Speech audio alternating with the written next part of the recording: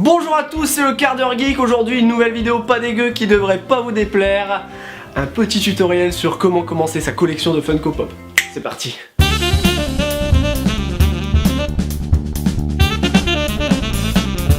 Aujourd'hui les pop il en existe absolument pour tout et pour tous les goûts. Alors il y en a pour les séries, la télévision, les films, les jeux vidéo. Mais bon, on va voir un petit peu ce qu'ils peuvent nous proposer. Alors au début, t'en achètes une parce que tu te dis, bon, t'aimes bien le personnage, t'aimes bien le film. Mais bon après, t'achètes son acolyte. Et de fil en aiguille, tu perds tout ton argent. Ça a l'air beau comme ça, mais avec du recul on se dit, ouais mais bon, c'est juste deux personnages qui sont pareils, au final la structure est la même. Et ben détrompe-toi Jamy, on va faire un petit coup de pinceau là-dessus. Alors il en existe énormément et de plein de types, et je vais d'abord vous les présenter. Alors pour commencer mon pote, t'as les classiques, que tu trouves absolument partout en magasin, vendu au prix unitaire à 15 €. Enfin bref, c'est pas grand, y a pas grand chose à dire dessus. Ensuite, un poil plus rare mais que vous pourrez toujours trouver dans les magasins, les exclus. Exactement. Qui sont reconnaissables avec leur petite étiquette grise juste ici. Alors les exclus, ça peut être pour plusieurs choses. Ça peut être éventuellement pour une pop qui est hors de la série. Par exemple pour le cupcake, c'est une pop qui est hors de la série de base. C'est pour ça que c'est une exclu. Ensuite on a d'autres exclusivités, mesdames et messieurs, on a les exclus de convention. Exactement. Golden Freddy, exclu de la convention de l'été 2007 juste ici, que j'ai encadré, je vous en parlerai après des encadrages. Non. Et on a plein d'autres exclusivités, on a par exemple les exclusivités de box. Les box que vous pouvez acheter par exemple dans la Micromania sur une valeur de 40 €. Juste ici. Ici. Voilà. Avec la petite étiquette ici. Les exclus coûtent souvent un petit peu plus cher, mais elles sont toujours à un prix abordable. Ensuite on a les floqués. Exactement. Reconnaissables à leur petite étiquette rose. Les floqués sont des pop qui sont exactement comme les basiques, mis à part un détail, elles ont une petite couche de pelage qui les rend toutes douces. Elles sont vendues 2 à 3 € de plus sur le marché, mais bon, elles sont quand même bien stylées quand même. Ensuite nous avons les GITD. Les GITD, c'est les pop qui brillent dans le noir. Alors là, je peux pas vraiment vous les montrer par souci de lumière, mais sinon, ça donne à peu près ça.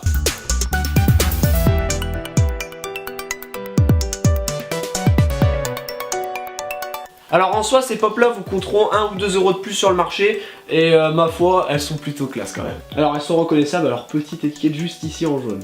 Ensuite, mesdames et messieurs, nous avons les pailletés. Voilà. Alors les pailletés, si vous avez fait l'école un peu plus haut que le CP, vous devez savoir qu'elles sont pailletées. Alors on sait pas trop comment ça marche les pailletés. Celle-là par exemple a été trouvée dans une boîte qui n'était même pas une exclue. De temps en temps ça va l'être, de temps en temps ça l'est pas. C'est un peu du hasard ou des fois les mecs chez Funko s'amusent à mettre des paillettes comme ça dans leur pop. J'ai rien d'autre à dire. Alors ensuite nous avons les faded que je n'ai pas en exemplaire. Juste ici. Ça donne à peu près ça. Alors en fait les faded elles sont distinguées parce qu'elles sont mi-couleur, mi-transparentes. Mais elles sont quand même assez rares sur le marché, donc si vous en voyez une, vous êtes potentiellement riche. Ensuite mesdames et messieurs nous avons les clear. Nani? Ouais? Et un colis spécial pour vos KHD. Exactement.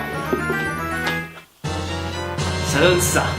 Elle est un peu spéciale car si vous avez déjà vu la pop basique, vous savez que normalement elle est colorée. C'est exactement ça. Les clear sont des versions transparentes ou en fait on pourrait dire en vert de la pop classique. Alors elles sont quand même assez rares sur le marché, elles n'ont pas d'étiquette pour les différencier, donc si vous les trouvez, il y a du blé. Il y a du blé. Non mais il y a du blé, il y a du blé.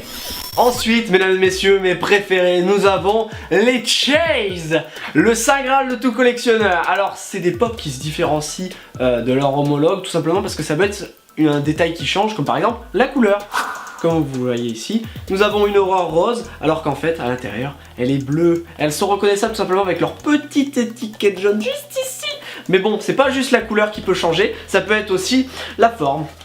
Et ouais, comme nous avons ici Redden, qui est une glow chase, une chase qui brille dans le noir, en 8 bits, voilà. Ensuite nous avons les métalliques, que je n'ai pas malheureusement, puisque c'est introuvable. Alors en vrai les métalliques, elles ressemblent à cette figurine, sauf qu'elles ont juste une couche supérieure qui leur permet d'avoir un rendu un peu métallisé. Alors vous allez me dire, ouais ça doit pas coûter bien cher, ou ça doit pas être ouf, mais quand tu vois que l'évaluation de cette pop en métallisé est à 600 €, oui, Oui, oui, oui, on peut le dire. Alors maintenant, vous connaissez un peu plus ces petites figurines, on va passer dans le sujet un peu plus complexe. On va voir un petit peu comment faire sa collection. Alors avant toute chose, pour faire sa collection, il va vous falloir du temps et de la patience, car vous ne pourrez pas faire votre collection complète en une seule fois, c'est impossible. À moins que vous ayez, je sais pas, un petit compte en banque avec une petite centaine de zéros, mais bon...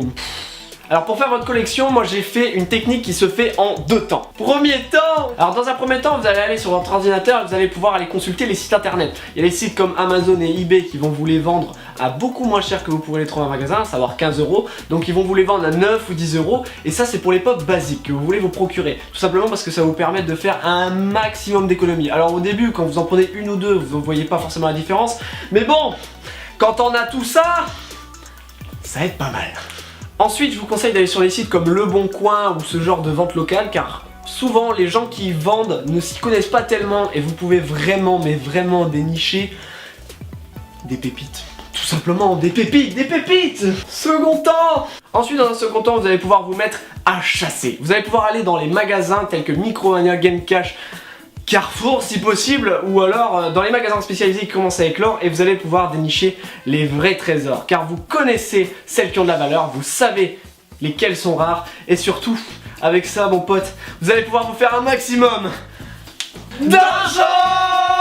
Après bien évidemment cette technique va pas vous permettre de vous procurer des pops tels que Beerus à 120 € ou Homer Simpson à 2000 €, mais bon, si vous êtes un collectionneur qui veut se tenter, bah n'hésitez pas. Alors maintenant vous savez un petit peu comment faire votre collection, mais je vois les plus tintilleux d'entre vous se palpiter, vous dire ouais mais bon, en magasin ils vendent à 15 € et sur Amazon ils les vendent à 9 €. Du coup qu'est-ce qui s'est passé entre deux? Eh bien la réponse est à l'international.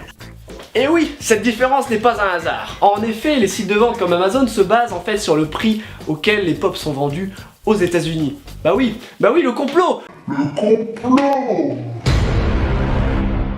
En fait, Funko commercialise ses produits aux alentours de 10 $, ce qui équivaut à peu près pour 8,50 $. Tu perds tout ton argent! Ensuite, il y a pas mal d'influences qui sortent du site popprice.com qui en fait recense toutes les pop qui ont été mises en circulation et ainsi que les prix qu'elles peuvent valoir sur le marché. Vous pouvez aller voir si vous voulez, c'est assez intéressant. Mais la question que vous pouvez vous poser c'est alors pourquoi il y a cet écart de prix? Et bien je vais vous répondre. Alors déjà on n'est même pas sur une rareté parce que le produit est tellement populaire en France qu'on n'est même pas sur quelque chose d'exclusif aux États-Unis parce que c'est arrivé en France, parce qu'il y a même des exclus européennes que je peux pas vous montrer malheureusement. Mais là où ça devient abusé c'est au moment où on peut penser qu'ils font payer les frais de port, ce qui est totalement débile puisque c'est produit en Chine et au Vietnam. Du coup, la réponse que j'ai potentiellement pu trouver c'est qu'ils se font de la marge. Ouais, on se fait douiller d'à peu près le double du prix. Bah ouais. Voilà, ce petit tutoriel pour faire votre propre collection est terminé et j'espère qu'elle vous aura plu. Si la vidéo vous a plu, n'hésitez pas à vous manifester en masse dans les commentaires avec les pouces bleus et n'hésitez pas à nous rejoindre sur les réseaux sociaux dans la description. Vous pouvez également vous abonner sur le petit bouton qui va apparaître au milieu de l'écran juste après. Quant à moi, je vous dis à la prochaine, c'était Voka pour le quart d'heure geek. Bye!